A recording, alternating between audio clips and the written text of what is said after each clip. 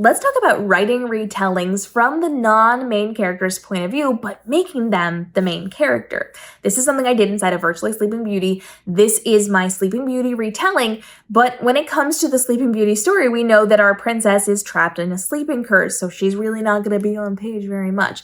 Now, I strive to make sure that the lead ladies inside of my retellings have more agency than their original stories typically had, and so I give reasons for my Snow White to be awake, to be engaged, to be interacting inside of the story. We'll get to that in a second, but I'm also telling the story from the prince's point of view.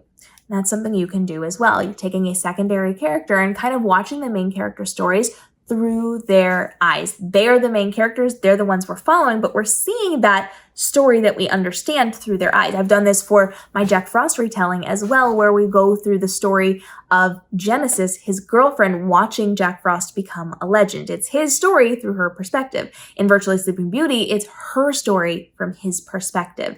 So with that in mind, when you are creating a retelling, you have to make sure that you're giving those secondary characters some agency. You want to make sure, and we've talked about that a lot. We've done lots of videos on making sure your secondary characters have agency, making sure that the main characters of their own stories. I'll link some of those things down below for you. But if you're going to turn them into the main character of your story, now we add a new perspective to this, because Sleeping Beauty is trapped in a sleeping curse. Now, in Virtually Sleeping Beauty, she's awake in the story. She's engaged because what is happening to her is she's gone into a virtual reality video game. She's asleep in the real world, locked into a chair, and she's under the influence of the drugs that allow her to go into the game. That's just like a cultural thing for them. Everybody kind of goes into a relaxed, sedated state so that they can play these games for a certain number of hours per day. And then if people overjuice, they're like in trouble legally, but they're also in trouble physically because she cannot wake up in the real world if she is trapped inside of this game. And if she dies in the game, she also dies in the real world. And so my Sleeping Beauty is awake because even though in the human world she is zonked out in a chair, in the virtual reality world, she's playing a game. She's like fully ready to go in her costume with her weapons. She's playing a game. She has to survive the game in order to survive real life. And so we go into the story from Royce's point of view. He is the prince, and he goes into the game to save the girl, only to discover she outranks him by a lot, and she's saving herself. He's just there to be eye candy, really. But it's from his perspective. And so we get to see a lot of what happens from the opposite person's POV. And I really like this, especially because we get to see the attraction, we get to see the little sparks, we get to see what they think of that main character. We get to kind of watch it through rose-colored glasses sometimes. We get to see a lot of the behind the scenes that we wouldn't see from Sleeping Beauty's perspective as she's off fighting these digital dragons and the evil witches and all the things inside of the game. We get to watch her do those things from the perspective of a man who is attracted to her and is growing more attracted by the minute. And so we get to see his perspective, his spin on it. We get to see her as she is. We get to see her without her influence over how she is being seen. If we followed her, everything would be colored by how she feels, what she thinks of herself, the situation she's putting herself in, how she wants us to perceive her.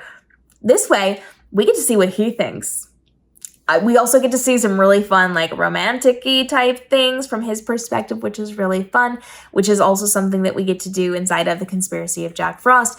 But we are really telling their story from that perspective. But the other really nice thing about that is we're following the main character's story over here, Sleeping Beauty's story. And when the prince, the Golden Knight in this particular case, is not with her, we don't know what's happening.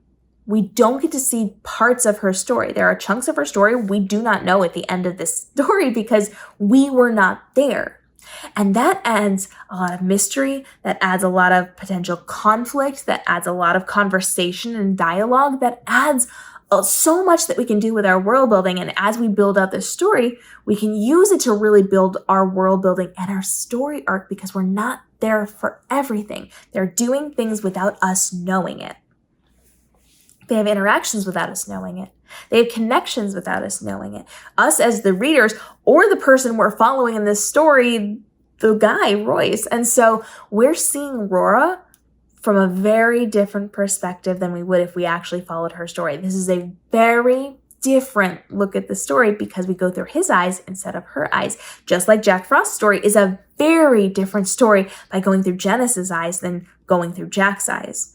So taking the side character, the love interest, the whoever, and then telling that main character story from it is very interesting because you also then have to make the person you're following their perspective of the main character of their own story. So we are seeing some side quests. We are seeing things that are not specific to Sleeping Beauty or Jack Frost or whatever it happens to be. We get to see a little bit more of them from a different perspective and things that we wouldn't see if we were following that main character. So start thinking about your retellings. Whose perspective can you tell this from? What if instead of Cinderella's story, we go through the prince's perspective? Now that's a very new take. We get to learn why he didn't recognize Cinderella and why he's on this mission to find her and all of these things. But we also get to see Cinderella in whatever form we're putting her in. You guys know I wrote an assassin Cinderella. That is a very unique place to be if we're going through the prince's perspective on an assassin Cinderella. Think about the Little Mermaid. Whose perspective could you tell this through? The sea witch, the villain? The prince that she's trying to reach? The sea creatures that she's with, or the other mermaids that she's with? You can find those secondary characters and turn them into main characters telling the story of the one that we know. And that's a really cool perspective to put on because you can get so much other meaty content that is not from the perspective of that original main character. You can do a lot with this. So happy writing on this one. Don't tell me in the comments. I want to see what you do. But when you get this done, please, please, please tell me what you have done or come tell me quietly because I want you to have your idea for this one because this is so good. You could do so much with it. I don't want you like accidentally grabbing things from each other. So let me know quietly and then tell me when the book is out because I really want to read these things. But drop your questions on this, of course, down below and follow along for more help writing your retellings to make sure you're living your best life while also getting all of your work done. Because I know author life, all consuming, but we also want to make sure you're living your best life out there and having your best author life at the same time. We'll see you then.